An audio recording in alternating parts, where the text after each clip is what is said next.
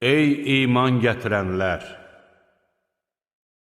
Allahın nişanələrinə, haram aylara, qurbanlıq heyvana, boynuna nişan taxılmış qurbanlıq heyvanlara, Rəbbinin lütfünü və razılığını diləyərək Beytül Harama gələnlərə qarşı hörmətsizlik etməyi halal saymayın. İhramdan çıxdığınız zaman ov edə bilərsiniz.